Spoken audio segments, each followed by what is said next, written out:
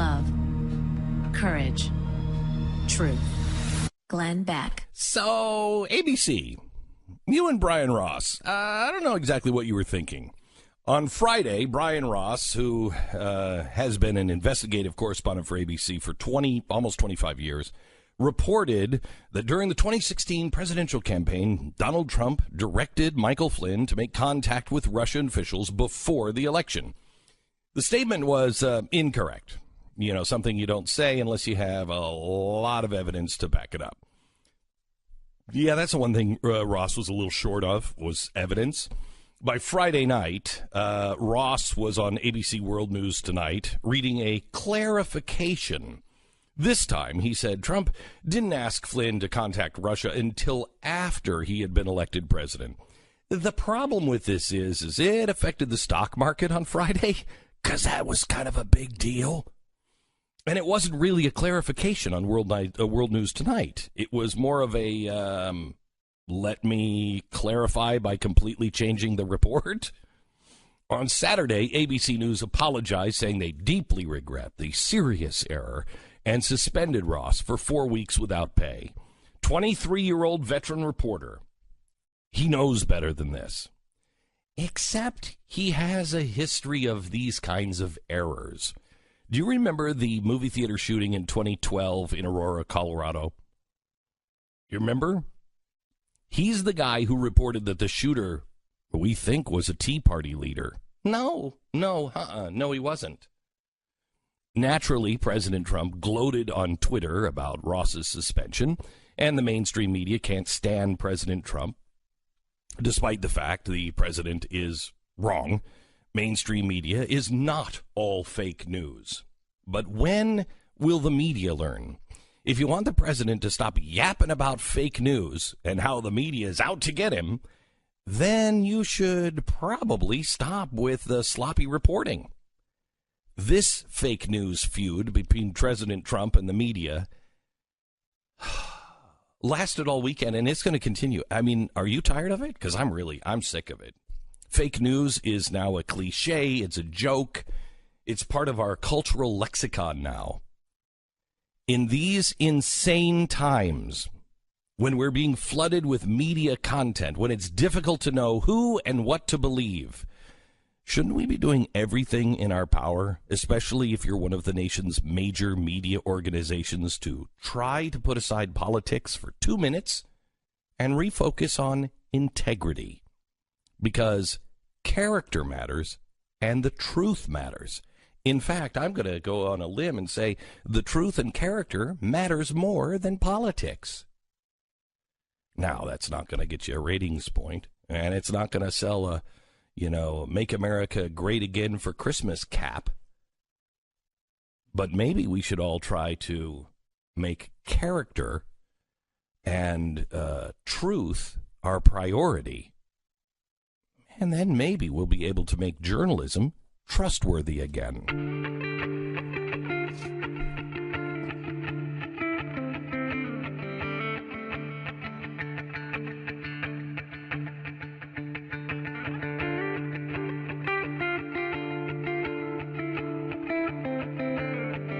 It's Monday, December 4th. This is the Glenn Beck Program.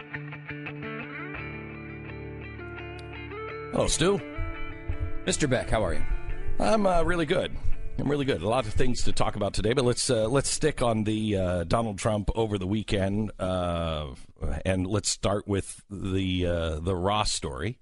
Yeah, that one's interesting in that because Ross has made some pretty big mistakes over the years, as you pointed out. How is he still credible? I mean, he's still their lead White House correspondent, right? And he's an investigative reporter, and I mean, I don't understand, what you have to do to be fired. I mean, imagine Sean Hannity made a mistake like that. You think? And it affected the stock market. Do you think people would be calling for his, not suspension, but firing? Yeah. Because the mistake, in case you didn't know the exact mistake, basically he said it was during the campaign, not the transition. Right. This contact with Russia. And I think everybody knows, and it's why so far, what has come out of the Mueller thing is, generally speaking, underwhelming. No matter what side of this you're on, is that, you know, if Jared Kushner did direct the director of national intelligence to reach out to one of the main world players about a upcoming issue after Donald Trump was elected president and was just waiting to walk into the office, that is not a dramatic tale. I mean, there are questions about minor parts of it. You know, the old thing of you can only have one president at a time, so you don't necessarily want that to be encouraged constantly. And I understand that, and people, there is something to that at some level. On the other side of it is, that's not what this is about. From a sexiness standpoint, right? The only thing that's real is if it was Donald Trump trying to get help during the election from the Russians, which still to me seems like a long shot, but that's kind of what's been the big. Well, see, here's the problem. Mm-hmm. We've never reached out to them. You know, we never talked to the ambassador. Oh, well, we shook hands. Well, then it was classified, and now it's like, no, we just passed him in the hallway. You know, all of the lies upon the lies. I mean, it really, if you look at this, and if it was just this isolated thing, you'd be like, okay, well, I'm not sure if that's that big of a deal. Right. However, it's the lies on top of lies on top of lies on top of lies. I mean, really, why would Flynn lie about this? Right, because the two things coming from the White House are, well, it wasn't a big deal, there was no problem with it. Then why would he lie? Why is he lying about it? And that's what this investigation is supposed to get done. Right. But it's a huge mistake on Brian Ross's part to essentially say this was happening during the campaign and not the transition. The transition stuff might be an indication that leads to something else, right? If it happened during the campaign, it would be a massive development. And so he said that incorrectly. There is an interesting point in that. Hang on just a second. I'm not willing to go where you just went, and I think we agree with each other. But no, he didn't say that incorrectly. He reported a falsehood. Yes, because we don't know for sure, but they said essentially they initially said they were a clarification. By the way, the entire gigantic story we broke is actually not all that gigantic. Just a quick clarification on that. So they used clarification, then they changed it to correction. What we don't know at this time is, did he get that information from a source? Did the source tell him it was during the campaign, and then they corrected it? You'd think, because the way they worded their one of their 19 statements about this was essentially it didn't go through the journalistic rigors that it should have. Meaning to me, it wasn't that he said it wrong, is that he just didn't check out the source enough to he didn't lock it down time frame wise with the source. The source said he was candidate because he wasn't president yet. Mm-hmm. Should have been president elect is the way they should have referred to that. But in this case, it's a huge difference. It's a massive difference. As the stock market told us. Yeah, I mean, it went down a few hundred points. It did bounce back mostly by the end of the day, but still there was. It shows if you sold at the end of that 350 point drop, you're not excited about that fact. Yeah, and but you also look at that and say that's how big of a story this would have been if he was right. Yes, it would have been. And, once you saw that, oh, no, that wasn't happening, then you're like, oh, well, maybe he is going to be president. Yeah. However, I think, have you heard the story? Do you remember the woman who came out and was talking to the press? She was a huge supporter of Donald Trump for a long time, loved him, was on The Apprentice, and really admired him and everything else. And she came out after the Billy Bush thing. Yeah. And she said, I don't want to say these things, but I have to tell you the truth. He brought me to the Beverly Hills Peninsula. Yes, I do. Okay. This is one of the sexual assault accusations at the time. Yeah, I believed her. I mean, she seemed like she really, truly was a big Donald Trump fan for a long time. And she just seemed honest about being crushed by meeting one of her idols. And so I believed her. He came out, and remember, she just kind of went away. She wasn't a big deal. She just wanted to say it, and then she kind of went away. And then Donald Trump came out and called her a liar. Well, she sued. Do you know that tomorrow they are deciding in court whether or not the president can be deposed? Now, listen to this. The White House is saying the president is too busy to be deposed on something like this, and he will deal with it after his presidency. So they're asking the court to put it off until he's out of the Oval Office. Well, if you remember right, this sounds kind of familiar. That's exactly what happened when he was being deposed about Monica Lewinsky with Clinton.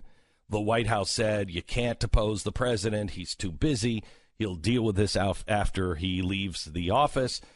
Well, the court had already ruled, no, you can depose the president on something like this. So if they rule tomorrow that the president does have to be deposed on this, this is going to open up a whole can of worms, because if he goes in and he tells the truth, that, yes, I did do this, what does that mean? If he says no, and there's evidence that exists that, yes, it did happen, then he's perjured himself. And we're back with Monica Lewinsky and Bill Clinton again. Yeah, but neither of those situations are going to happen, right? I mean, what do you mean? Absolutely not going to say he did anything. He's never in his life. He's saying his voice isn't the voice on the Billy Bush tape. I know. Like, there's no way he's going to say he did something. And the idea that there's going to be, but there's going to be evidence. Like, what evidence other than statements? And this is the world that we live in now. None of these things. This is the argument that we had under Bill Clinton. He'll never admit that he did it, and he didn't. He perjured himself. And when he perjured himself, they happen to have the blue dress. Does she happen to have anything? If she had that, I don't know. Maybe I don't not. know. You think that if she had something like that, we would have known about it a long time ago. But maybe you're right. Maybe there's something there. We'll see. It's an interesting addition. And I don't think it. I think it opens up not just for her, but for others. I think this will become like there's 8 women who accused, and he called all of them liars. And so this woman is leading it, saying, "I want my reputation back. Yeah. I did not lie." And she's had death threats and everything else. And so there's these 8 women. If they open the door for her, it may open the door for all of them. If anyone has any evidence, then you're getting then you are. I mean, Donald Trump said as soon as he leaves the Oval Office, he is suing them, and he's going to take them to court for defamation of his character. It may a circus. It's interesting though, from the media perspective. There's 2 sides of this, and they're both equally important. One, the idea how excited the media was when all of this stuff came down with Russia and Flynn and all of this. I mean, it was insanity. They're celebrating, they're throwing parties. It's terrible for the country, right? Like, if the president did do these things and it gets caught, it's awful for the country. And what was the media doing? Celebrating. And people are so exuberant that they get over the top with their excitement. And I think that's why mistakes like the Brian Ross thing happen.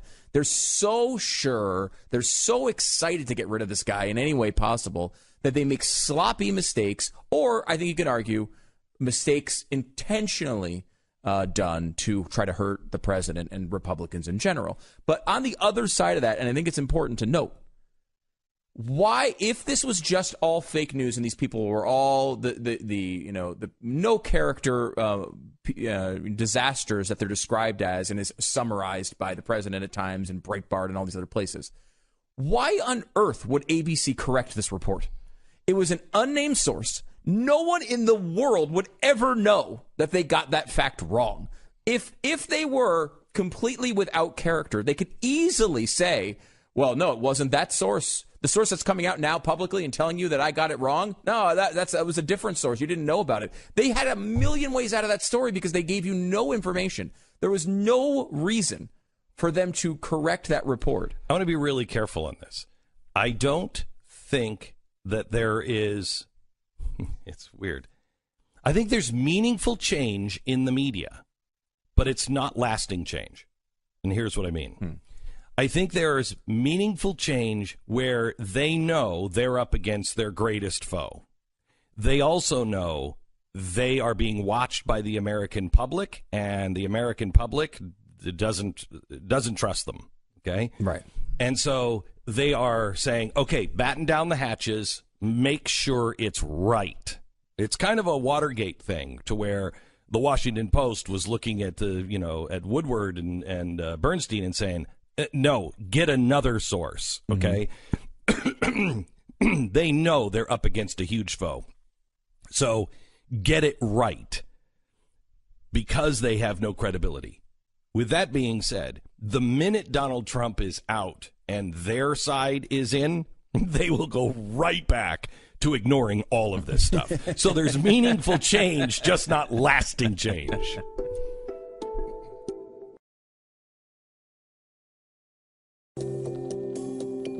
Glenn Beck. So Feinstein came out with a statement that's pretty bold, that they're building an impeachment case now.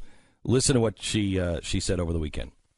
The Judiciary Committee has an investigation going as well, and it involves obstruction of justice. I see it in the hyper-frenetic attitude of the White House, the comments every day, the continual tweets, and I see it most importantly in what happened with the firing of Director Comey. And it is my belief that that is directly because he did not agree to lift the cloud of the Russia investigation. That's obstruction of justice. Yeah, so I don't know. I mean, it's like, it's hard to impeach someone off of Twitter for their tweets. You're going to impeach him out of the White House for his tweets? I mean, I don't know. I just think here's what's going to happen. It depends on what happens tomorrow. My theory is that this case with the women is going to be, Bill said this on Friday, that's going to be their next approach. And I think that's true because of this case. If this case is allowed to go through tomorrow, I think it's going to change all of the dynamics. And I think you're going to get to the next year or so where the president is just going to say, at the end of my term, I'm not going to run again. I think that's what's going to happen. I don't know if he's going to be impeached. If they find more with this investigation, if it ends today where we have it with Flynn doing, there's nothing's going to come of it. If they have more and Flynn is leading them to something and has real evidence, then you're going to have an issue on impeachment. But I think this is just going to mount so much that I think he's just going to say, you know what, I'm going back to my life. Let somebody else do it. I think that's what's going to happen. It's certainly possible, though the president cannot obstruct justice. No. Just so you know. No. That's their He really needs new lawyers. He really does. I mean, I don't know where he's getting these, strip mall lawyers, but they're misinforming him. Glenn Beck.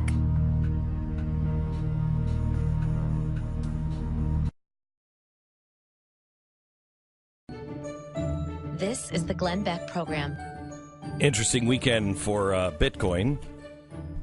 It went from 12,000 to a low of 10,600. Do you know why? This is actually something you should watch. Do you know why it had such a big blip? It lost $1,000 that fast. You know why? I don't know why. No. Telegraph reported right about the time of the big drop in the UK that the UK is going to launch a crackdown on the virtual currency Bitcoin amid growing concern it's being used to launder money and dodge tax. So now you have England saying, we're going to look into this. We might start regulation. So it went down almost 2,000 points. And then by the end of the day, it had bounced back up. What is it now? 11,300. 11,300. That's okay. Mm. All right. What a disappointment. Now, only up from 800 in January. Yeah, no, a lot of people say that Bitcoin is in a bubble, and you could make the case, and a pretty strong case, that it's in a bubble. Mm-hmm. One that I haven't been willing to really look at because, this time it's different. It's never going to stop. It's always going to be like this. Right. It's never different. However, I think I have the evidence that makes me say we are definitely in a bubble. Here it is. Launched just a few days ago, CryptoKitties.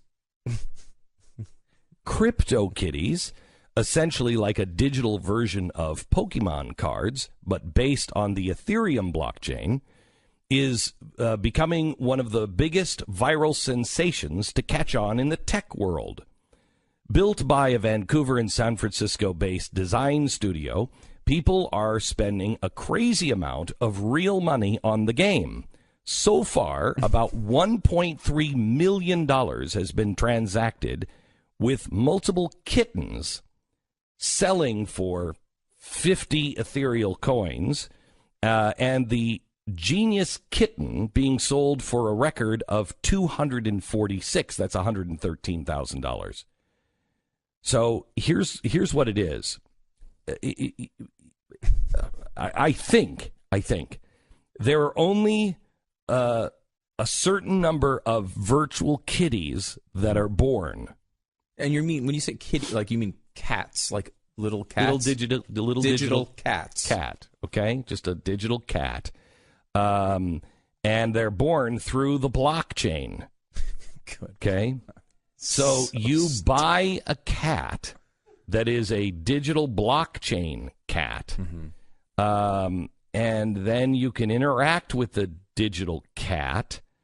Let's see what it says that you do. I know the idea is to trade. It's like Beanie Babies, to trade and to buy, a better cat that doesn't exist. Okay, so it's a bubble. Okay, we can now it's definitely clarify. a bubble. What you do is you collect cats, and here are the cats right here. How to play. Okay. They're the cats. Yeah. Okay. Okay. So they all look pretty much the same. They're very different. They're very different. No, they're very different. Game was seeded with 100 founder kitties. Okay. This there's also a new Gen Zero cat released every 15 minutes, which are listed for the average price of the last 5 sold plus 50%. But the sale price declines over 24 hours until somebody actually buys the cat. Anyone can sell their kittens via an auction where they pick a starting price and an ending price, and the price declines over time until someone who buys the cat. So, for example, I could put a kitten up for sale for a one-day auction at one ethereal Ethereum? Yeah, Ethereum coin, starting at 1 and a ending price of 0. And if somebody buys it 12 hours after the auction starts, they pay me 0.5 Ethereum which coins. Is like a couple $100. You can also create new kittens by breeding them. Okay. So blockchain sex, basically, is what's happening? No, blockchain cartoon kitty sex. Okay. That's much more so important. you are taking money that has no real value because it doesn't actually exist. You're buying that bogus money, and you're trading that bogus money for a bogus cat that doesn't exist.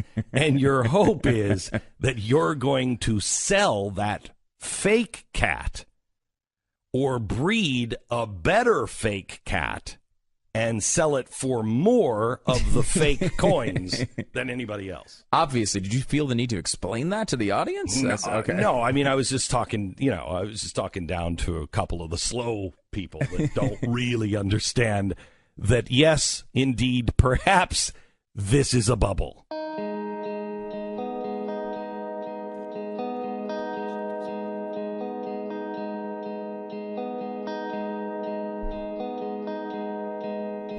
It's funny you brought up Beanie Babies, which people talk about in this bubble way. That's such a fascinating story. I did an interview with a guy who wrote a book about it. I think it's called The Great Beanie Baby Bubble.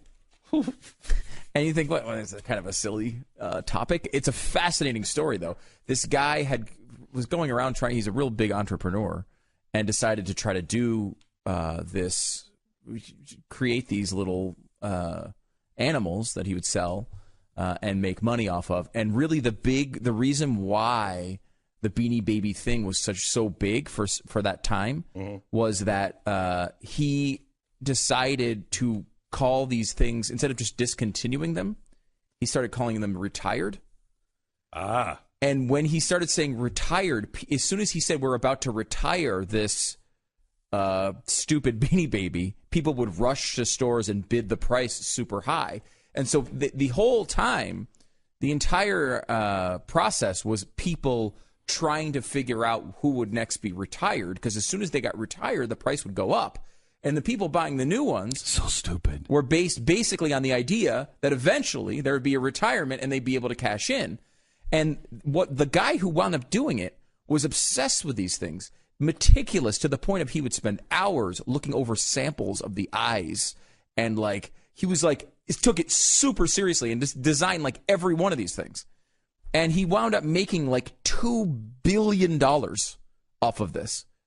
And it kind of came. So and went. How many people have parents who collected the Beanie Babies, and they have a closet full of the Beanie Babies, and you knew at the time Beanie Babies it's not gonna work. Yes. You're not gonna retire on the Beanie Baby money, and they saved them and they have them. Now is the time where boys are boys and men arrive. The men say, the hell, my Beanie Baby collection isn't going to be worth something. I'm keeping it. Because everybody's looking at their Beanie Baby collection now going, this is so stupid. Get rid of it. Once everybody gets rid of it, those who saved those Beanie Babies. And you carry that dream to your grave, don't you? Yeah, I'm going to lock them all in my coffin with me. It's funny. Who knows what happens with this? I mean, cryptocurrency could have parts of that. There is more technology involved in it than Beanie Babies, so you think it might have a little bit more. The kitties? Yeah, well. No, the kitties. Dear God, don't try to talk yourself into the kitties have value. No, I'm not talking. I'm taking this technology. Oh, the blockchain has. Yeah, the blockchain kitties don't have any value. But blockchain, everything has the value the market assigns to it, right? So, I mean, that is crazy. You just gotta wait for the right buyer. And usually it's a moron. So I actually started reading a book about the tulip thing. Yeah. And it actually makes more sense, because you think, for instance, tell me this tulip story that you know.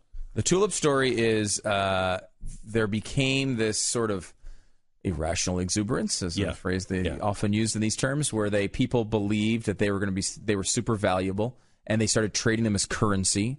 And so what was the spark for it? Why did it, what happened? How is it possible?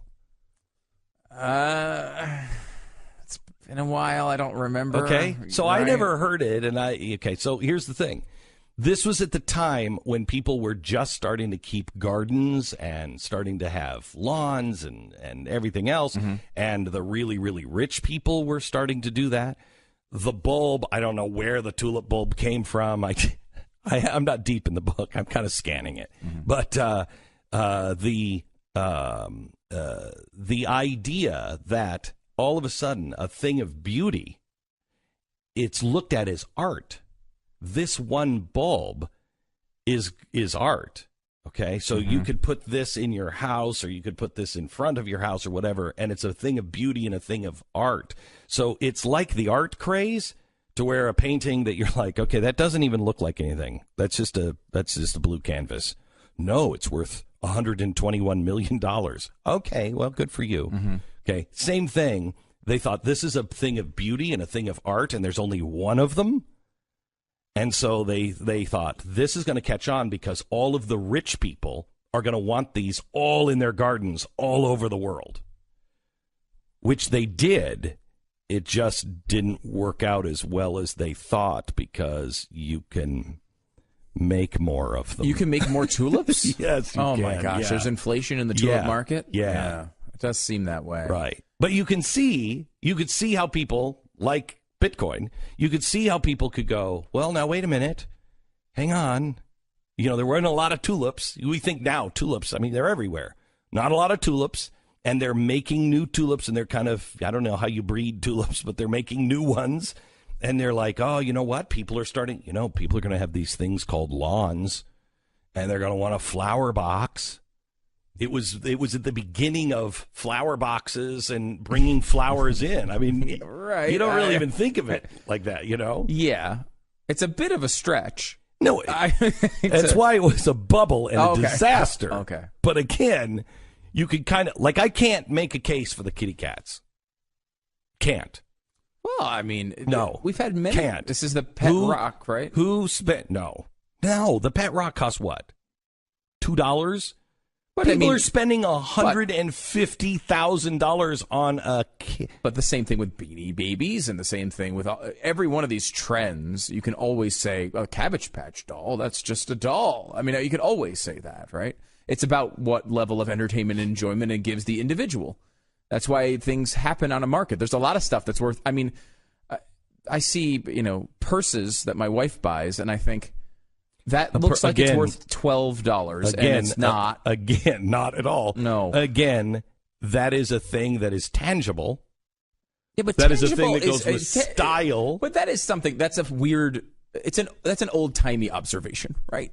Like, we used to say the same thing, like, that company, they don't even produce anything. That's what we used to say when the quote-unquote internet bubble happened, and now I'm pretty sure that one wound up being kind of big, that internet thing. All right. I'm ready to buy an Ethereum cat. I already have 12. They're for sale right now in auction. Yes, but I have the genius kitty.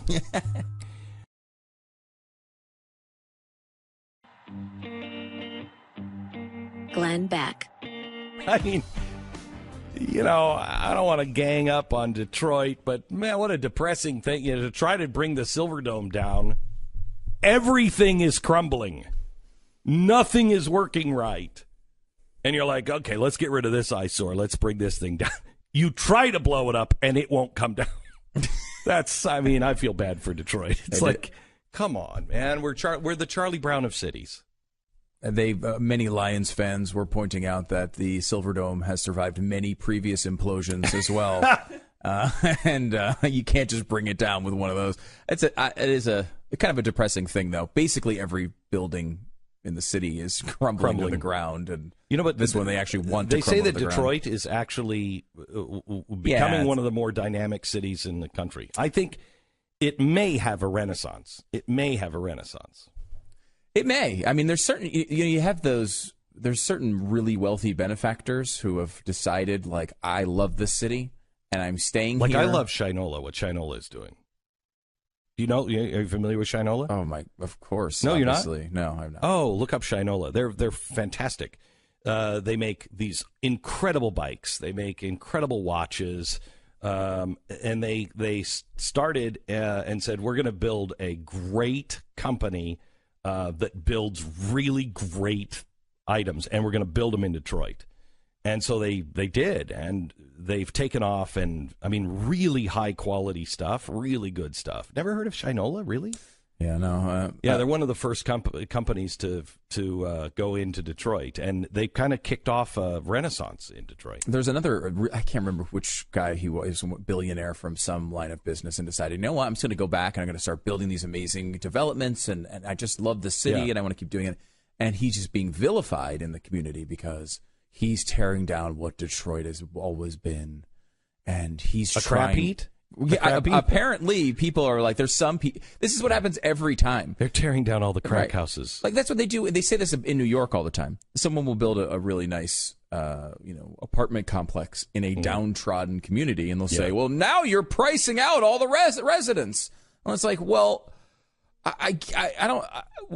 First of all, it's not their responsibility to set price for the entire community. They're doing something that's improving the community, right?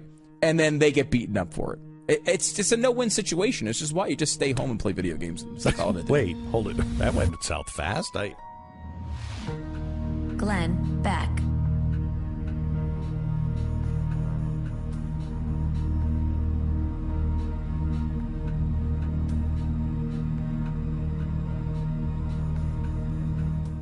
Glenn Beck. While you were sleeping in the early morning hours of Saturday, the Senate passed the final version of its tax bill. Senate voted 51-49 with Senator Bob Corker as the lone Republican voting against it.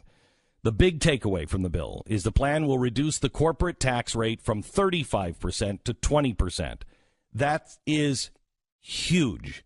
That is, if that actually goes through and happens, if Trump signs this into law, you're going to see, you'll see a boom to the economy. Now, Trump apparently is already walking away from the 20% after the bill passed. He told reporters, could be 22 when it all comes out, but it could also be 20. We'll see. The difference between the 2 percentage points, $200 billion. The passage of the Senate tax bill is a step in the right direction for the most part, but the House and the Senate still have to hash out the differences in their plans, and we have no idea what the final version is going to be right now. But cutting the corporate tax rate is good. I wish he was giving money to, everyday people as well.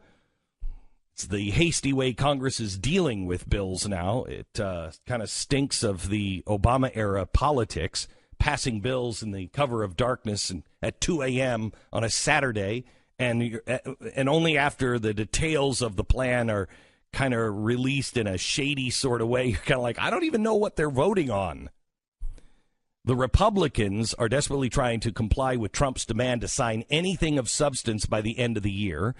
Not a good reason to pass a bill, but I'm hoping the bill will be good for the country. But one thing is for sure, unless we do something about it, Congress will continue to act as if we're all asleep.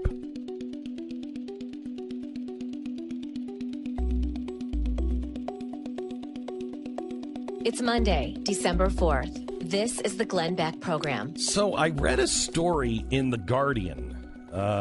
You trust The Guardian? You think The Guardian is any good? I don't trust anybody. Do you trust anybody? Not really. Very few people. No. I mean, look. I mean, you have a board behind you. As I sit here in the studio, I look behind you to a giant chalkboard. Yeah. And on that chalkboard is a giant timeline of the past 2 months. Just 2 months. 2 months, which contains approximately 45 people who have been accused of sexual harassment, assault, rape, name the sexual crime. And some of them on there, you wouldn't, I don't know. Some of them you'd predict, right? Harvey Weinstein, you kind of the guy who started this all off. This George H.W. Bush, never would have seen that coming. I would have put him in the safe category. Absolutely. My dying breath, I would have. Yeah, George H.W. Bush. I mean, I would not have seen that coming. No, would not have seen that one coming. You've got NPR hosts, politicians. You've got, everybody. Star Trek actors, and Charlie Rose. Yeah, Charlie Rose and Garrison Keillor would have put them in the safe category. Keeler's so weird looking, though. I feel like there's something. But you're saying that there's the only way. I think there is. The only way he can. No, it's not even that. It's just there's a look, right? There is a look. No, there's a look of the guy who is the photographer. It's under October 23rd. The photographer released on the same day that George Bush's, harassment comes out. This is a photographer who is taking pictures of models. You look at him and you're like, okay, yeah, right. I mean, right. Grab the kids and start running. Okay, I mean, he just looks like if he moves in next door, you are having a conversation with your kids. Don't go to the child molester's house. Okay, he's got that look. Well, and there's these industries, these sort of side industries to the mainstream entertainment that are now all getting hit with this. I mean, the photographer thing there's going to be a huge reckoning there, right? Because I mean, it's a bunch of guys taking pictures of 19-year-olds who are half naked or all naked. Like that business, there's going to be all sorts of stones turned over there. What's happening? The real gold mine here, I think, is Congress. I think we should have a trading floor. Mm-hmm. I think we should have a futures. Who do you think is next? When are they gonna get it? Because especially in Washington, I like this because the guilt by accusation hasn't gone far enough. We're just going to start putting people who haven't even been accused on the board. Yeah, we're just going to start trading that. Yeah, they've got something to hide. That's good. That's helpful to the nation, I think that's a good idea. Well, I mean, if we're wrong, then we lose because we would put our money behind, to get on the trading floor, you have to buy in.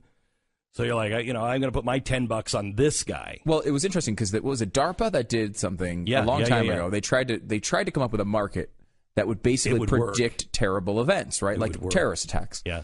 And the thought was people would get involved in this, and like people who knew that a terrorist attack was coming would start to bid up certain prices. They would to make money off of it. Yeah, and it wasn't. Wait. It wasn't. Right? It wasn't that they knew a terrorist attack was coming. It was made for the investigative bodies and the think tanks around the world that were trying to figure out terrorism. And so, like the CIA and MI6, they could all be a part of this trading floor. And they would say, you know what, we want to put so much points. There was no money exchange. We want to put so many points on an airplane, Middle East, these guys. And the theory was, as you would see the other agencies around the world, they would start to have, I got a bit in peace. That kind of makes sense with that one. So I'm gonna say yes to that one, and it would shake out, and it would be a pool of collective knowledge without actually sharing any of the collective knowledge. It would just be, we're watching something over here that kind of goes with that. I mean, DARPA was right. And they were hit by how dare you? You're betting on terrorism. This is a terrible... It was a great idea. It's something certainly worth exploring because markets are efficient and they usually can help solve problems. And that's why I think we need to start our trading floor for sexual harassers. Because then let's say you had an accusation you knew was coming out, right? Like you could... Or if everybody knew, okay, this guy in Congress, I mean... Imagine you go to the people in Congress and say, hey, you can make some money here. You just have to bet on which one of your colleagues is next. These weasels they'd be like, oh my gosh, this guy's so dirty. Especially like the actors who haven't had a hit show in a while. Like, I got nothing going on, but I do know that guy, I know Kevin Spacey's been doing all sorts of shady stuff. I'm going to put some money on him. Yeah. I think we could predict this pretty well. I don't think that we actually go to the people who know. I just think we do it ourselves, just by the way they look. I mean, let's make this a little more... Creepy? Okay. Yeah. Let's make this a little more like a witch hunt. Okay. It's not bad enough that you don't have to have any evidence. You just have to say it. But we're going to base it just on what we think by the way you look. That's efficient. I like that. Right. Yeah, because I mean, But I can't think of anybody that I would put in the no way category. Who would you put in the no way category? After George H.W. Bush, who would you put in the no way category? Mike Lee. I would put Mike Lee in the no way category. I'd be comfortable with that. Beyond him.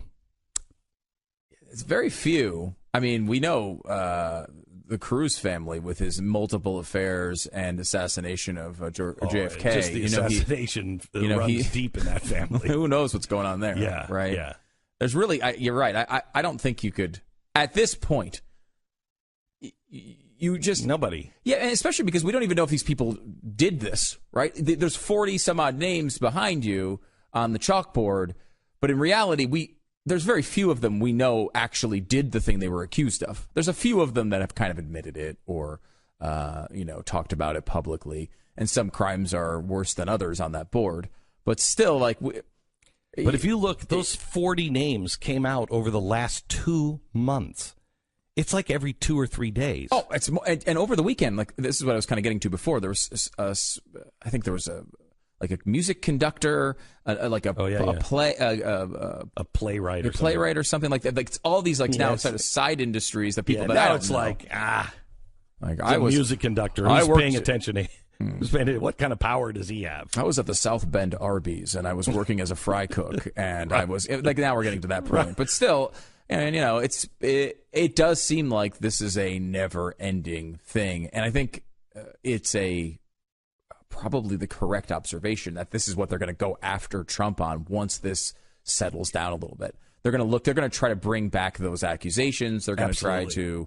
Absolutely. It's going to start tomorrow. I think the higher the stakes, the less it feels real. Like, I think a lot of people...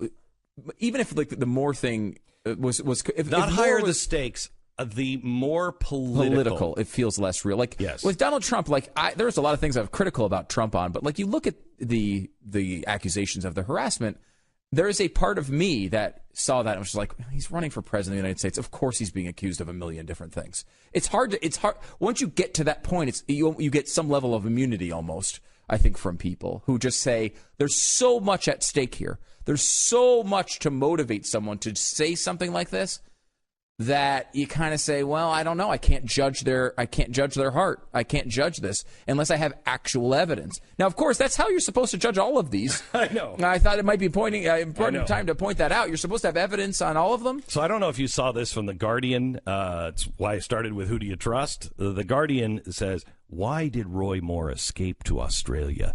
Clues remain in the outback wilderness. Okay. He escaped to the outback wilderness? Yes. Okay, so... I don't know this story. Right. Roy Moore, the Senate candidate from Alabama, escaped to the Australian wilderness. Yes.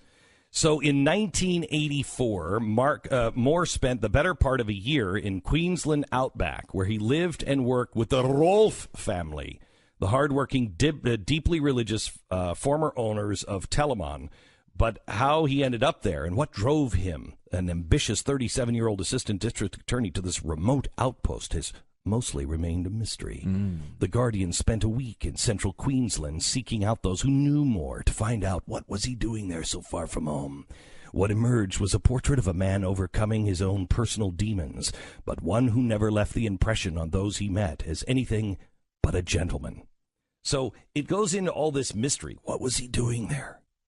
And then you start to, they start interviewing people. Well, I don't know. It was pretty normal for us. Yeah, but he's doing it in Australia. Huh? Yeah. I don't think he'd ever done any sort of manual labor in his life, but he took to the hard labor like a duck to water. He was a hard-working man. One woman, who was 16 years old when Moore lived with the Rolfes, came close contact with him, said, I never felt uncomfortable around him. Maybe he was trying to get away from something. There was nothing of that kind on my part. I didn't feel uneasy with him at all.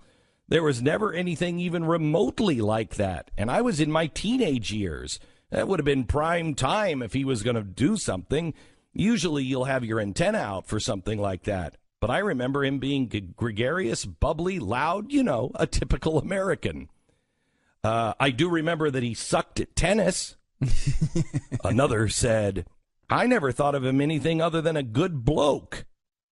Another woman said, certainly there weren't any alarm bells or anything. He just seemed like a very pleasant man. That's all I can recall.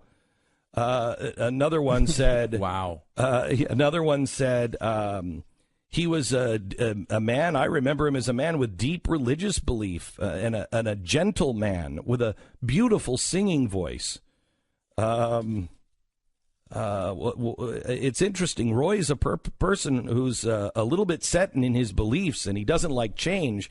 So when he has an idea about something, it's black and white. He doesn't see it in gray. I couldn't say whether the allegations may be correct or not, but I find him very surprising because of his treatment of us and the family and all the women who were with us. He was very morally correct. I mean, it's possible people have a second side outside of moral company, but we never saw it. So basically, The Guardian went to Australia to find dirt, and what they found is a bunch of people who said, actually, he was very nice, but he was not good at tennis. Right. So what was he doing? Why was he so afraid of tennis?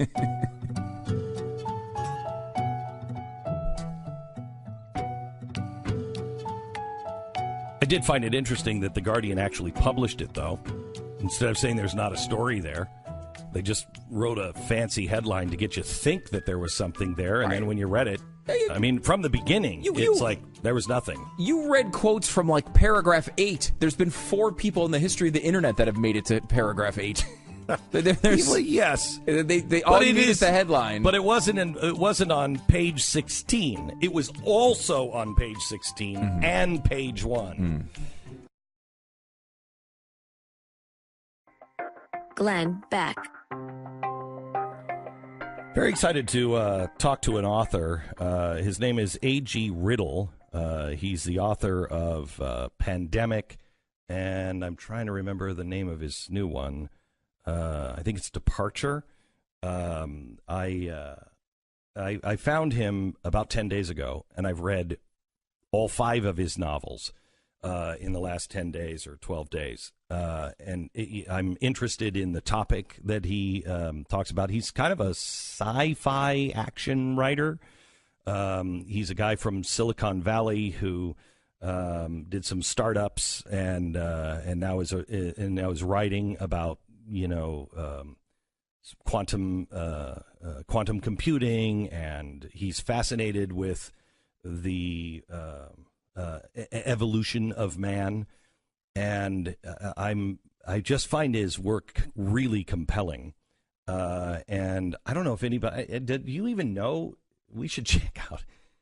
Is he like famous or anything, or is this I know nothing about him. And he's going to be on with us because I think you should meet him. And if you're looking for a good book to read, any of his books are great, especially if you're into futuristic, the paradox that we are beginning to go into. His latest is Departure, and it's about time travel and quantum computing and what is in store for us in the future, and it's really good. It's really good. It's an entertaining way to talk about the Yes. nerd culture you're obsessed with. Yes, basically. I started because I was looking for. I'm reading all kinds of science and tech books right now, and I'm looking for who's telling this in an interesting way. I find we kind of did this with people like Brad Thor, and became friends with Vince Flynn. Yep. Because at the time they were looking at entertaining ways to tell people what we're really fighting. Terrorism and Right. and all of that, international intrigue. Right. And So I'm looking now for some entertaining ways to talk to people about what we should be thinking about, the things that should be crossing our mind. And you hear about Stephen Hawking said, he just reiterated it again this weekend, that he believes the human race will be finished, that Homo sapiens will be done by 2050, that we'll be out. And I think it's about time we're put out of our misery, to be quite honest. I know. I actually think that he may be right, but not in the way that everybody thinks, not the way that you just heard that sentence. There's something very logical to what he said, especially if you know history or if you're reading stuff like A.G. Riddle. I think he made that clear, and we'll talk about that top of next hour. Glenn Beck.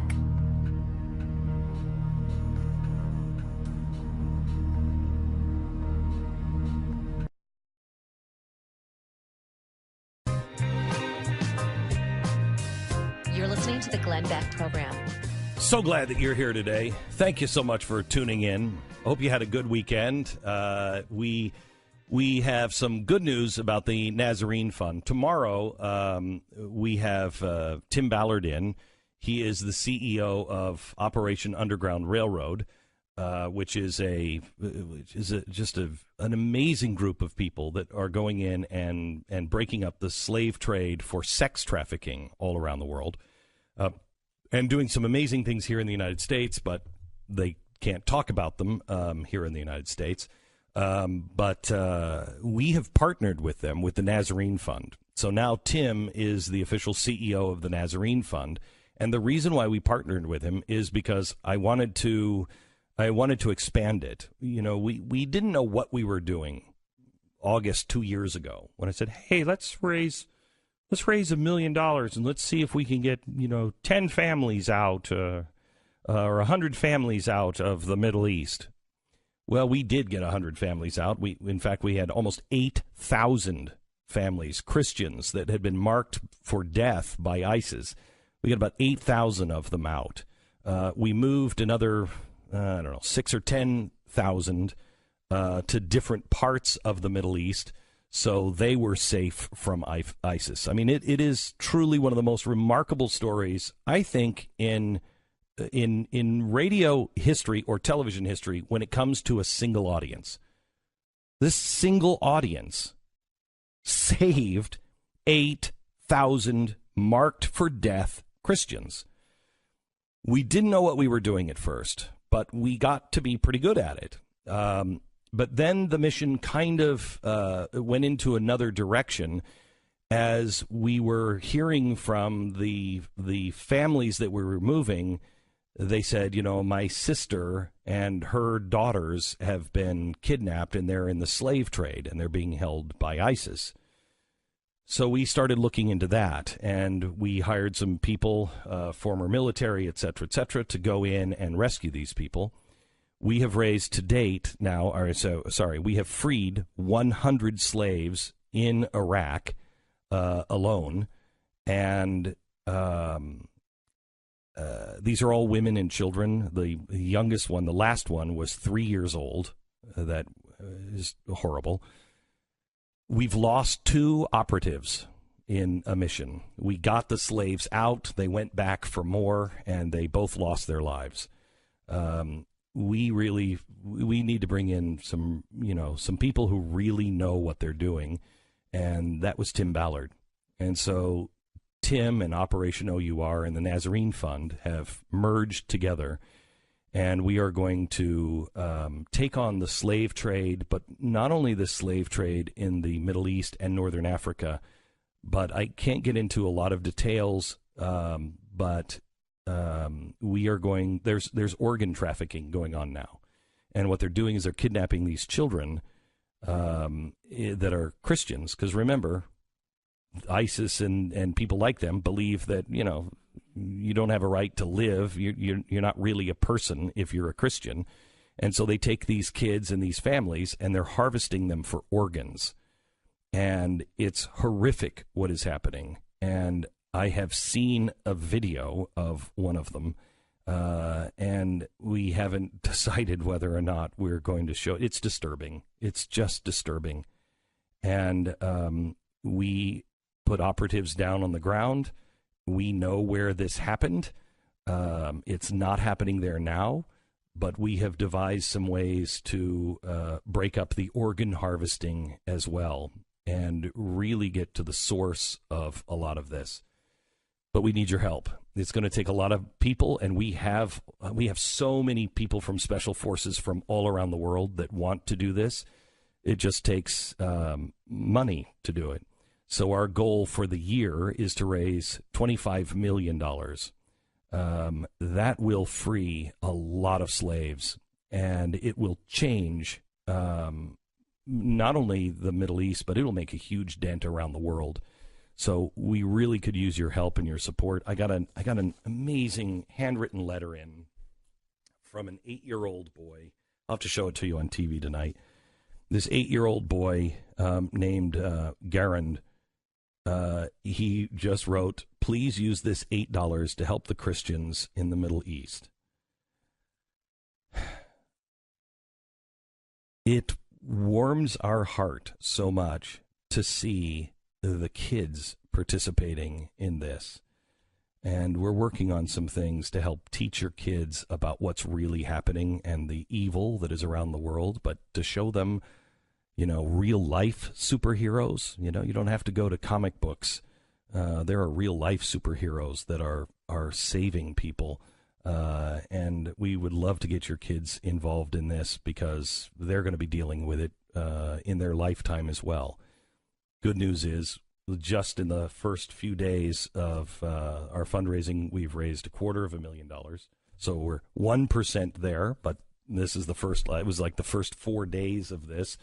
And our goal is to raise $25 million in the next year. So by Christmas of next year, to be able to raise $25 million, we really need your help. You can go to thenazarenefund.org, thenazarenefund.org.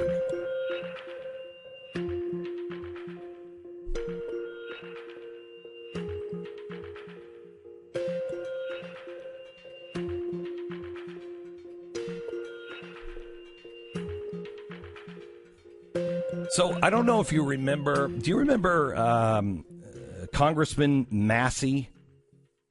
Not Massey. Massa? Was it Eric Massa? Massa? Eric Massa. Yeah, that was his name. Thomas Massey is a good Yeah. congressman. Good guy. You're right. You're so right. This is another. This is Eric Massa. Oh, right. Okay, so Eric Massa was a guy. This is for if you're a longtime listener or viewer of the show. I was on Fox. The guy called in. He was a Democrat, and he said, "I've got some dirt on the Democrats. I'm going to expose it all, and I want to talk to you." Okay. He called in during the show. Do you remember? And he said he had all kinds of information that he was going to expose. Well, give me some. Not until I'm on the show. Well, we knew that there was some scandal going on. We didn't know exactly what. We found out that it was all revolving around tickle fights. Do you remember the tickle fight guy? Here is play cut one, please. Somebody says I groped male staffers, female staffers. I was fondling a cat, whatever it is. I don't resign. I stand up and I say, no, you do. No, and here's why. No, I don't. Well, I do, and here's why. Because it doesn't make any difference what my intentions were. It's how it's perceived by the individual who receives that action. That's the Franken line. And we set it up so that it could be completely... Your name is at stake here. And that... No. Not just your name. Everybody's name. Your children's That's name. right. Okay? So there's something called honor. You are a Navy guy. So the only other honor. thing, Glenn, the only thing I do is slip my wrist and bleed out here on the... I'm telling you, I was wrong. I was wrong. It's why I've... Wait. What you're saying to me is they took it wrong. No, I'm saying my behavior was wrong. My behavior was wrong. What was wrong about it? I should have never allowed myself to be as familiar with my staff as I was. I never translated from my days in the Navy to being a congressman. But I did not. Let me be very clear. I don't know what tickle fights in the Navy. I've never been in the Navy. I don't know what tickle fights in the Navy. Let me show you something. You're going to show me tickle fights? I'm going to show you a lot more than tickle fights. Whoa. Okay. So he just went on to this. This tickle fight was normal. I finally had enough. Cut two, please. But I cannot put it together in my head. You believe these things. You're trying to convince me you believe these things. Yep. And I can't change it. You realize as a member of Congress. Bull crap. I can't, especially bull crap, no, sir. It's not Listen bull to crap. me. Here's why. Do you realize Glenn, do you realize what some of us are doing? We're not in elected office. Do you realize my family is at stake? Do you realize, excuse me, sir. So is mine. Excuse me for a second, sir. My family is at stake. You've got a little scandal with your children in college. I've got one for all time now because I'm not going to resign. I'm not going to back down. I have come to a place to where I believe at some point the system will destroy me. That's okay because I'm going to do what I can to pass on a better America for tomorrow. So I don't understand the white flag. It doesn't make sense to me. For 30 years I've been doing it. I can't fight this. I can't fight cancer. I can't fight the White House. I can't fight the Democratic Party. I can't fight the Republicans. I can't fight anymore. Okay. So he was trying to make himself look like a hero. But here's what happened. This came out now on Friday. Here's the real story. So Massa, sorry. My apologies to Massa, he calls us and says, I'm going to expose Harry Reid. I'm going to expose the party. And we know he is in trouble for tickle fights. So we say, well, what do you have? But I'm going to expose it. Then we know that about 4 o'clock, about an hour before the show on Fox, the social media changes, and all of a sudden, people in the Democratic Party are starting to rally around him. He comes on the show and he says, "Okay, so I'm not going to tell you what I told you. This is what I really want to say. I was wrong. Didn't make any sense. Did you make a deal with Harry Reid? Did you make a deal of some sort? No. What came out Friday was when they're looking through the records on who paid out, did the parties pay for any sexual harassment lawsuits? Yeah, on that day, the day of the broadcast, it looks like the Democrats decided to pay to cover his butt. So My guess is the deal came down. He used me as a wedge to get a deal, which is what we suspected. But now we know a deal was made, and people who were crying sexual harassment about him were paid off by the Democratic Party. That is what happened. And now you know the rest of the story.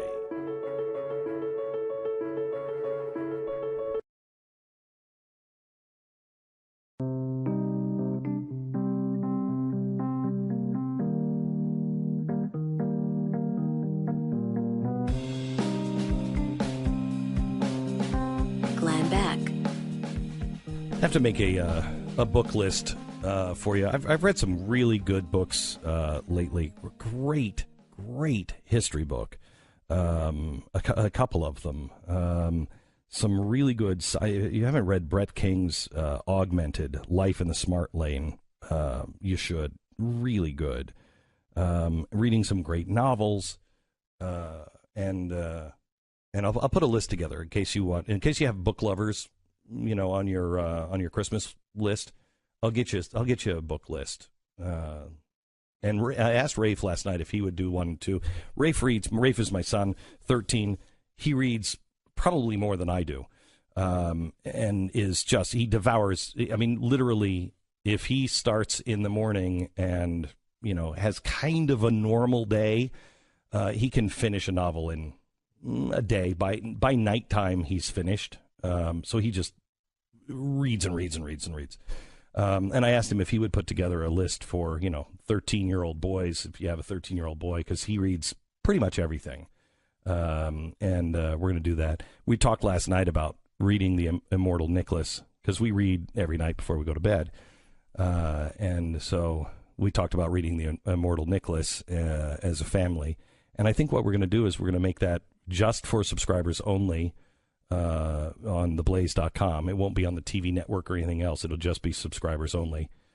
I got to figure out the technology to, get it so it's really easy to just upload every night. But we'll read, probably starting this week, The Immortal Nicholas until Christmas. And you're also helping teach him a lesson that eventually every good book just winds up being in video at some point, whether it's a movie or something else, so you don't really have to read it. Because reading's, it takes a long time. And no, I really... someone eventually will read it to you on the internet. Yeah, that's the lesson to learn, kids. No, at some point, or they'll make a movie out of it. One of the two. No, I don't. Actually, I read... Let me see if I can find it here on my list. I read... it's... Love of Money, or I can't remember what it's called here. Let me see if I can find it. But it is the story of the movie that is coming out, All the Money in the World. Some Disgustingly Rich or something like that. They're running ads for that. That's the movie that Kevin Spacey was in, and they edited him out of it. Yes. And now Christopher Plummer is playing that role. First of all, the movie looks amazing. I read the book that it's based on. Oh, okay. Okay. About Getty, right? About Getty. Mm-hmm. And so it tells the whole... The movie is just really kind of one chapter of this book. But I read the book. I can't wait for the movie. You know what I want to happen? Is about 2 days before it comes out, I don't care if it's true or not, come out and accuse Christopher Plummer of sexual harassment just to see if they try to edit somebody else in. I just see last minute, they're like, all right. Just got a guy reading. Just got the guy reading line. I won't pay anything for my grandson. It's Painfully Rich is the name of the book by John Pearson. Painfully Rich. If you're into the Getty story, that's a wild ride. Wild ride.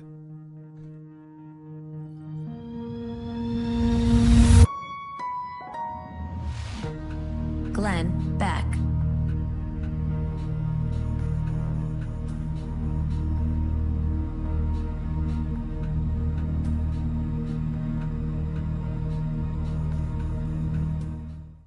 Glenn Beck. It finally happened on Friday. Impeachment hopefuls and resistance warriors like Keith Olbermann have been waiting with bated breath for months, salivating over what secrets Mike Flynn might reveal. We found out Friday. Actually, we didn't find out anything on Friday. But we found out a little, I guess, maybe. Highly anticipated ruling against General Flynn was, wait for it, lying to the FBI. The Mueller-Hammer everybody was waiting for on the surface seemed a little underwhelming to some. The question is, what did General Flynn promise to the FBI to receive such a small slap on the wrist? If this investigation stops here, and this is all they got nothing, I don't think that's the case. After millions of dollars and thousands of man-hours invested, if all we get out of this is a lying general and a tax-evading lobbyist, that's a pretty big letdown. Manafort and Flynn could very well, though, be act one of a complicated three-act play. That's my guess. Who or what comes next is anyone's guess. But the hyperbolic media reports, the finger-pointing, the impeachment calls, that's not helping. And those who say, he got nothing, the president is fine, that's not helpful either. The president defeating his defense after every single allegation really isn't the smartest, Mr. President. I don't know where you, I mean, it's like your attorneys are from H&R Block. Those are tax attorneys, man. They can't help you on this. Stop listening to your really crappy attorneys. So let's get back on track. The investigation better start producing fruit soon. And we all need to look at that fruit and start accepting that fruit no matter which way it goes. Russian interference is an undisputed fact. Putin is a threat. Russia is a threat. The entire intelligence community is on agreement on this. Russian intelligence services launched a campaign to publicly sway opinion via social media. They appear to be involved in the Fusion GPS dossier and a meeting at Trump Tower. More Trump administration officials could be involved, but so can the Democrats and the Clinton campaign and a laundry list of other Americans. This is a serious issue, and if we don't fix this now, imagine what might and probably will happen during the midterms and the 2020 election. If this was just the opening salvo of a much larger Russian influence operation, we're in serious trouble. The media needs to stop with the overreaction, and so do the supporters. Those calling for impeachment every time something comes out, they need to calm down. Those who've already made up their minds that he's guilty or not guilty will ultimately find themselves missing the actual threat. So to all the investigators, the FBI, the DOJ, and all other investigations that are open on this, do your jobs. Be thorough. Do it quickly. There is too much at stake here.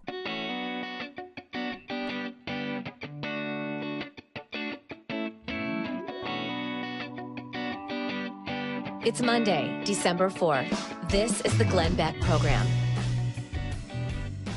So I did something after I was on holiday, and I had downloaded a whole bunch of books, and one of them, I think, was Pandemic. I think that's the first one that I read. And I've never done this. You know, at the end of the book, sometimes it says, hey, write to the author and tell me what you think. And so I did. And I just wrote, I said, hey, I just finished one of your books, and I really enjoyed it. And he wrote me back right away and said, hey, thanks so much. I'd like to, send you an autographed copy. And I'm like, oh, thanks. No recognition of who I was, or I don't even know now if he really knows who I am. So I said, I'm already into the second book, and it's really great.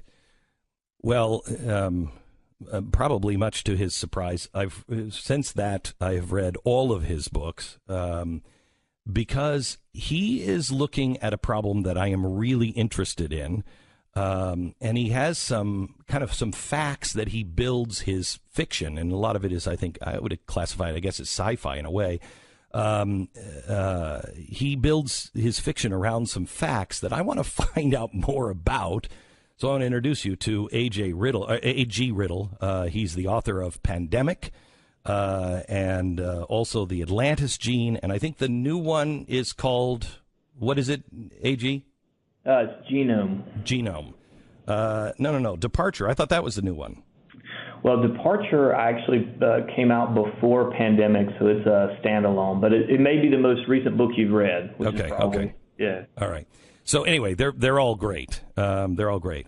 So let me, first of all, thanks for coming on the program. Of course. You really kind of look into a couple of things that interest me.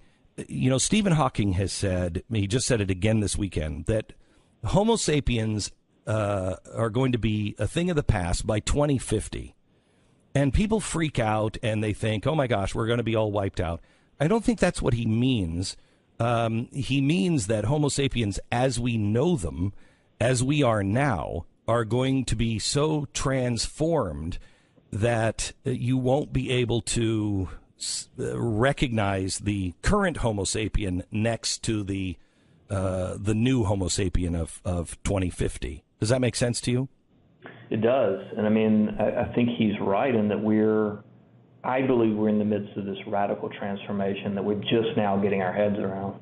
So in your book, you talk about something called the Great Leap. And I was only familiar with the Great Leap Forward of China, which was a nightmare.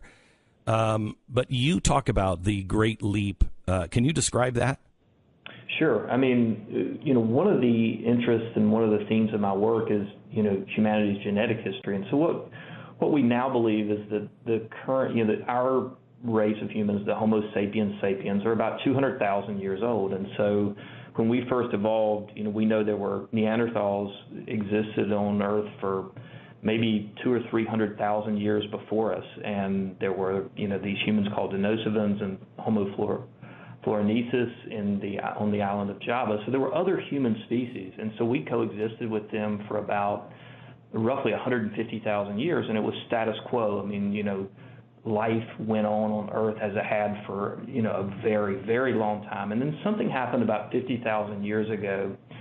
And we see it, especially in Europe, this explosion of creativity. We see these cave paintings and sort of this advent of figurative art, and so making, clay sculptures and these other things. And so we also see the advent of complex language, and so these are things that really had not existed on Earth before. I mean, there were species that Homo erectus had made tools and other sort of breakthrough. We had learned to control fire, but no human species had ever done anything on this level cognitively. And so we call, geneticists call this the Great Leap Forward. And so the only thing that we know for a fact is that after that, all the other human species went extinct. And so I think this coincides with the extinction of other archaic humans. And so I think to me, it feels like we're in another great leap forward. Okay, before we go to the other great leap forward, let me just ask one thing, because in your books, you kind of, and I don't know what's fact and what's fiction here, you allude to the fact that those the other species were kind of killed by us for competition of meat, and we needed 20% more calories for our brains, and they were bigger, stronger, but we were smarter, and so we kind of wiped them out. Is that true, or is that speculation? Well, it's still a matter of debate. I mean, what we do know for a fact is that when our species moved into an area, we see the archaeological record of other species stop. And so the big debate was that some sort of interbreeding with our species, or was it competition? Neanderthals had existed in Europe for 500,000 years. They'd seen a lot of climate change. And so a lot of, anthropologists say, hey, look, we think that obviously the world was getting warmer at that point, and we think that created this ecological disaster that wiped out the Neanderthals. But to me, that doesn't hold a lot of water, because you got a species that's very long-lived. We show up on the scene, the cognitive revolution happens at the same time, and these guys disappear. So okay. So the reason why I bring this up, and it may be where you're going, take us to the next great leap. Well, I think, to me, it's sort of like a ripple on the horizon. And, in the late 90s, people said, oh, the internet is going to transform everything. You know, the retailers are going to go bust.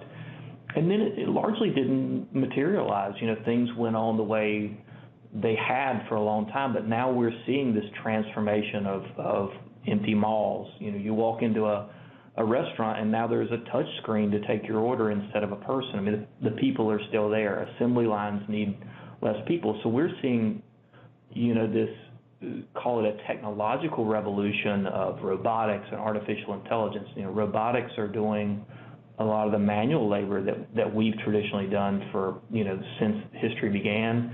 And artificial intelligence threatens to frankly do a lot of our thinking for us. So, you know, part of the thing that I explore in my books is, you know, what becomes of the human race and what does the future look like? And that's something I worry about. Okay, so let me ask you this.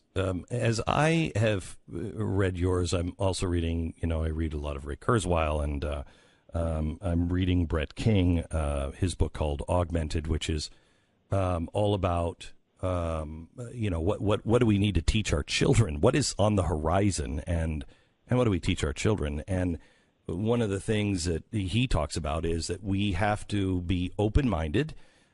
We have to learn how to work with robotics and AI, and we have to really be open to accepting the changes that will be coming even to our own bodies, and with nanotechnology, et cetera, et cetera. So as I'm putting all of these together, and then I read Your Great Leap, I think to myself, okay, so what I believe Stephen Hawking is talking about, and Ray Kurzweil is the transhumanism. It's the singularity of bringing man and machine and making them one.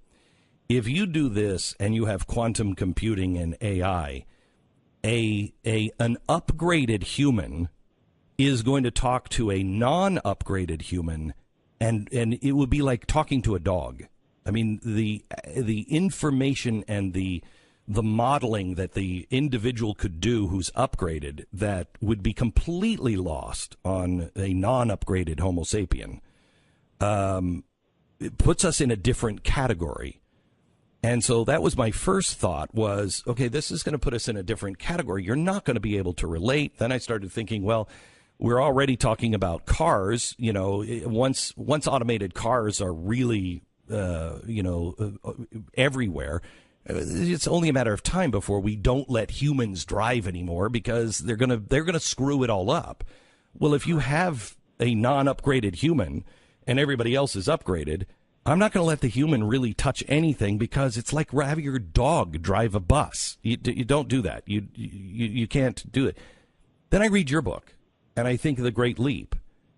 Is it possible that the upgraded humans actually do wipe out the Homo sapien because we're dangerous to them? Well, certainly. I mean, I think the long arc of human history has been, to a certain extent, replacement and sort of one dominant species. I mean, one of the things that fascinates me is the fact that there are no Neanderthals, but there are, you know, plenty of chimps and gorillas and bonobos, and these are, you know, obviously, whether you believe in evolution or not, you have to agree that genetically, you know, a chimpanzee is 99.8% the same genome as our species of human. And so it's like, you know, why did they survive and Neanderthals didn't? And I think it's very clear that chimpanzees were not a competitor for food with us, and to a certain extent, they weren't a threat. And so the question for me becomes, all right, if we know the future is about a certain amount of merging of human with technology, I mean, you look on the street today and everyone walking around is staring at their cell phone. Half the people driving are staring at their cell phone. And so it's, whether it's been implanted or not, there is this sort of merging with technology that we know is somewhat inevitable. What does become the role for humans? And I do think there will be this, probably a minority of people that say, you know, I like life the way it is, and I'm not going to join this sort of future that humanity at large has envisioned. Mm-hmm. And I mean, I like to think that there's going to be coexistence and peace, but the long arc of human history hasn't really borne that out. But we may be entering this new era. A.G. Riddle, author of Genome, also that's a part of the pandemic series, the Lannis Plague and Departure. You can start really anywhere and pick him up and enjoy him. Great storytelling, really, really great storytelling. I really enjoyed it. A.G., I'd love to talk to you again sometime. Thank you so much for all of your hard work. Oh, thanks for having me. Really appreciate it. You bet. Bye-bye. Name of the book, again, is Genome. It's part of the Pandemic series. I started with Pandemic, then went to Genome. I just read Departure, which he said was an earlier book, which I thought was really, really good, but doesn't have kind of some of the deeper stuff in it about the Great Leap. I mean, if you're at all curious about what the future holds, and where do we come from, and what's the next turn? He gives you some food for thought. It's all sci-fi, obviously, but it's quite good. A.G. Riddle is his name.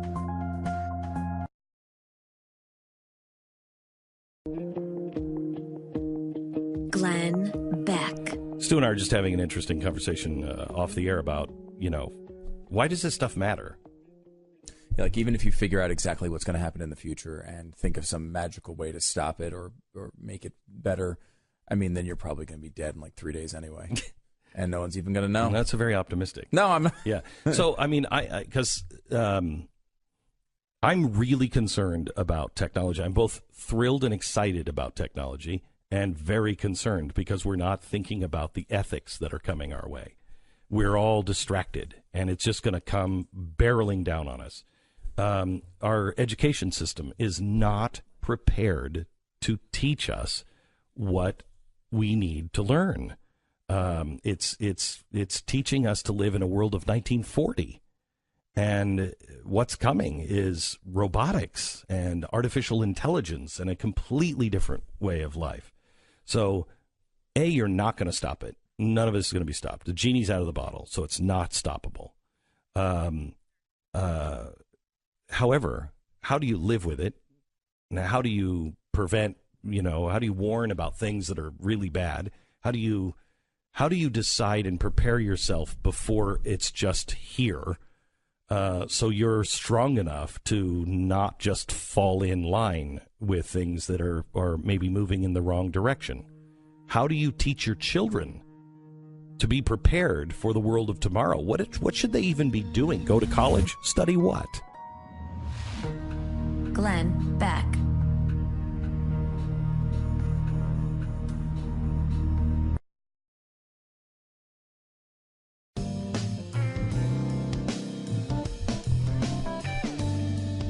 This is the Glenn Beck Program. It's a really big week in the court system. Tomorrow, Donald Trump is going to court to try to fight a lawsuit. Remember the woman who was on The Apprentice, was a huge fan. Then she was out in California. He called her up and said, hey, why don't you come to my place at the Peninsula and we'll talk. She went. She said that she was, abused by him, and it was horrible because she was such a big fan. He called her a liar. She's now suing for defamation of character. And she said, I wasn't lying, and don't call me a liar. Now the White House tomorrow is going to be in court arguing that the president can't do depositions while he's the president because it will distract him from his other duties, et cetera, et cetera. It's not going to fly because it didn't fly with Bill Clinton. So if that happens, that's a big deal because it's going to open up an entirely new front on the president.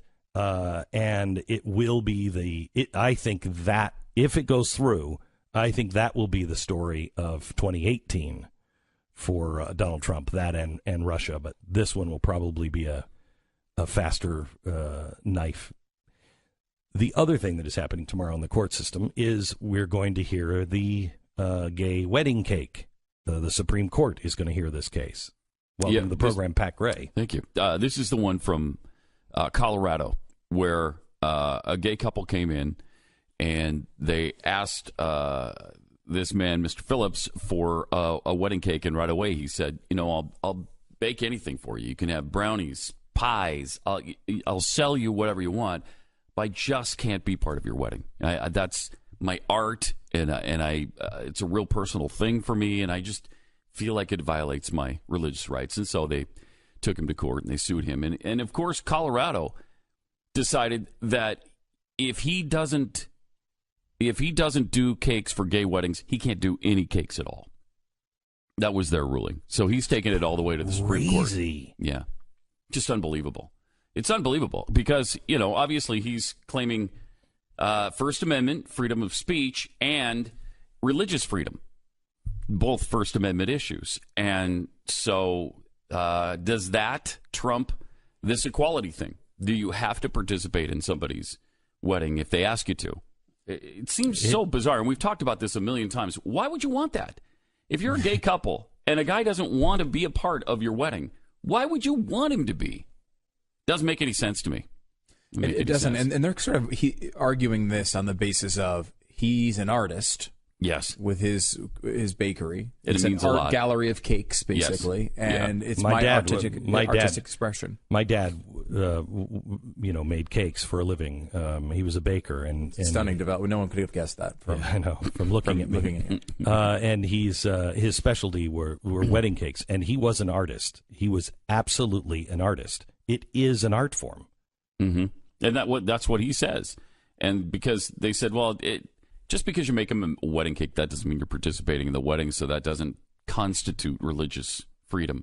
And then he brought in this artistic part of it, and so that's what the Supreme Court will hear tomorrow, whether or not he has the right to not participate in their wedding. And I'm guessing the Supreme Court's going to decide he has to participate in their wedding. That's amazing. They're saying that this is basically already 4-4. That's huge. Right? It's 4-4. Yeah, it's 4-4 from the beginning, and then you've got Anthony Kennedy who always decides on behalf of gay rights. Although he has decided on the side of religious freedom a couple times as well, and not against gay rights, right? Yeah. So it'll be interesting to see which one wins out with him. Yeah, interesting. What are the ramifications of this?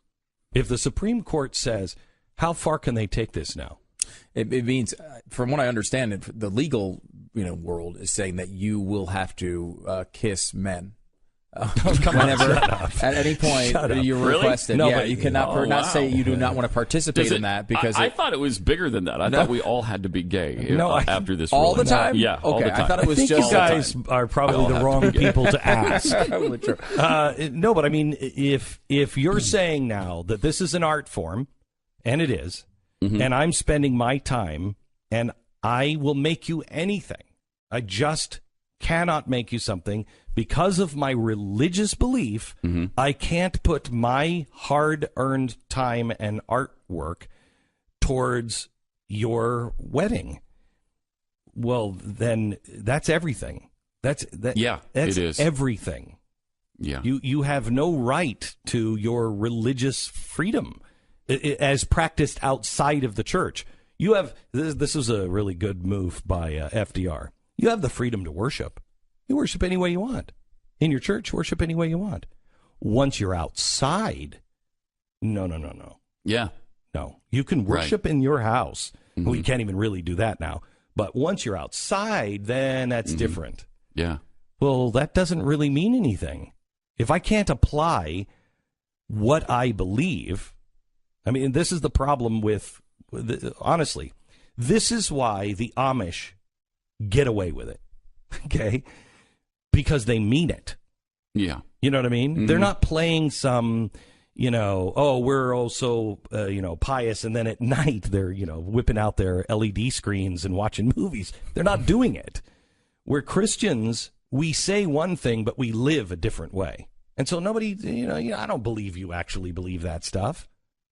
We're the Amish, you're dressing like that. You're still in the barn shoveling crap. You've never seen a cell phone. I think you believe it. Yeah. I think you believe it. Well, I mean, you'd think for sure you'd believe that the baker actually has convictions here. He's being offered money. It's the way he makes a living, right? And he's turning down money to make this stance. And especially when he'll bake them anything else. Yeah. It's not like he's denying them service because they're gay. It's just that he doesn't want to participate in that particular ceremony. See, here's the problem. We need each other. We need each other. And I don't want to live in a world where everybody is exactly the same. We need the pushback. It's the only way we grow.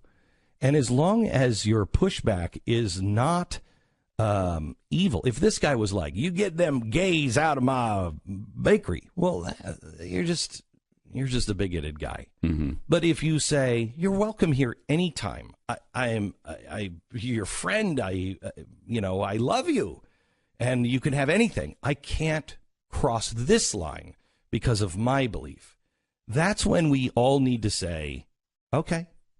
If I said, hey, I want you to come and participate in, this particular thing. And for instance, I asked a rabbi to come speak at our church. Hey, would you come speak at his church? He says, no, I can't. I can't. Why? Rabbis are not allowed to walk into churches. You're just not allowed. You're a rabbi. You don't walk into a church. I didn't know that. I didn't either. Now, does that make him bigoted? No. It just means that's his religious belief that we as a rabbi are not supposed to go into houses of worship of other people's faith. Mm-hmm. That doesn't make him a bigot. I can live side by side with him. We're fine. That's just his belief. My belief is different. To force, would I want to live in a world where I could force the rabbi? No. I'm sorry, Rabbi.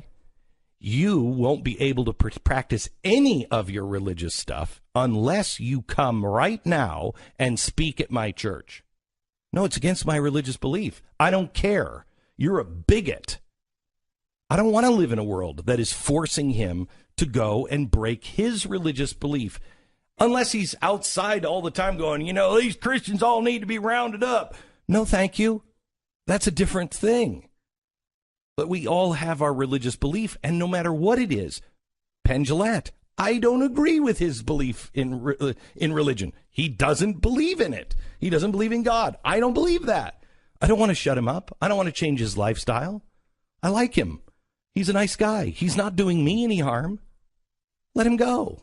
If I said, hey, I wanted you to come to, my wedding. Now, he would, but let's just say he was one of these hardcore atheists. It's like, I'm not going to church. Okay, cool. That's fine. I don't agree with it, but okay. Doesn't change me, doesn't change him. It's just he doesn't want to go to a church because he doesn't believe in God. Okay. Yeah. Well, the question a lot of people have asked is, would a Jewish baker have to make a cake for a Nazi? Are we getting to that point where you're going to be forced into doing all of those things? But see, what they'll say to you is, oh, come on. That's just not going to happen. No, that's not going to happen. Well, no, but you're setting the precedent that it has to happen. Yeah, well, they're saying if it's not, because their defense is that that a baker that supported same-sex marriage could refuse to bake a cake opposing it, right? And that's obviously true. Their defense that as well. That's not a case of sexual discrimination, though. That's not a case of, that's just a political statement case. Like the Jewish Nazi thing, they could say. Okay, so, all right, so Corrie ten Boom, you know who she is. She actually, to save Jews, she's a Christian. She actually went to, Ravensbrück, and she and her sister died in Ravensbrück, and she went with the Jews to the concentration camps. A remarkable woman. She gets out, and she goes on a tour of saying love and forgiveness. Now, she's going all over Europe. Love and forgiveness. We have to love the people that we think we despise, that hated us. Love, love, love, love, love. That's the answer. So she goes into a church in Munich, and she said she felt her real first big test. She goes into this church in Munich, and she starts to give her speech on love, and she looks down, and she sees the guy that was in charge of the shower room when her and her sister came in. He was the main guard and was in charge of all of the mocking and all of the things. Can you imagine what happened in shower rooms? all of the things that the guards were doing in the shower rooms. He was the guy in charge, and she was preaching love. And he comes up to her afterwards, and he said, I am glad to know that there's forgiveness even for people like me. Thank you. And he puts his hand out, and she said, I couldn't shake his hand. I couldn't. She said, everything in me, I could not do it. I couldn't. And she said, I immediately closed my eyes and started prayer. Lord, help me here, because I have no love for this man. I cannot find a love. Help me. And she said, she opens her eyes, and he's standing there, and she's like, I could not. She said, it was like my arm was tied down. I could not move it. She said, I closed my eyes again. Lord, help me here, because I can't find the love for him.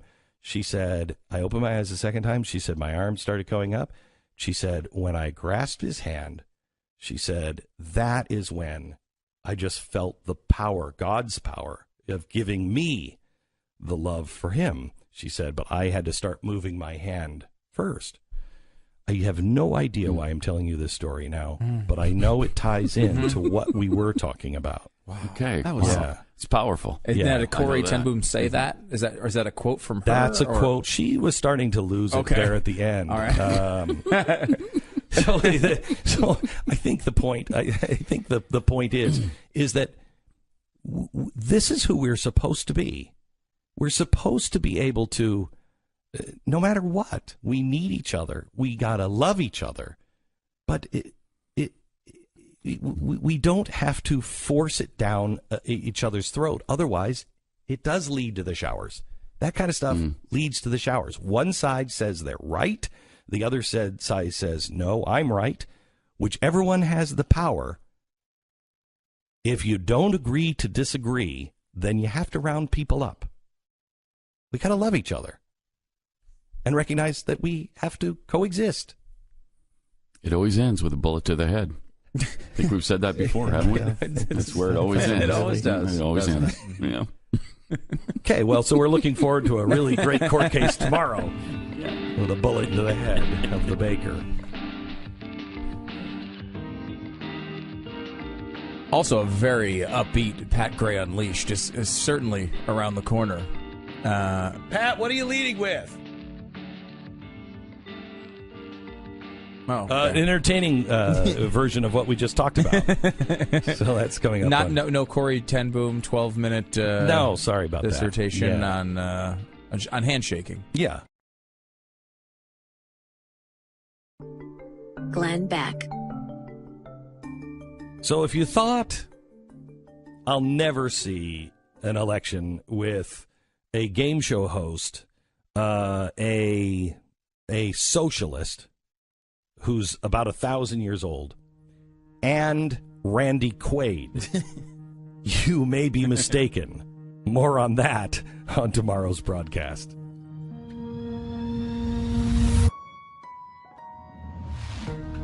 Glenn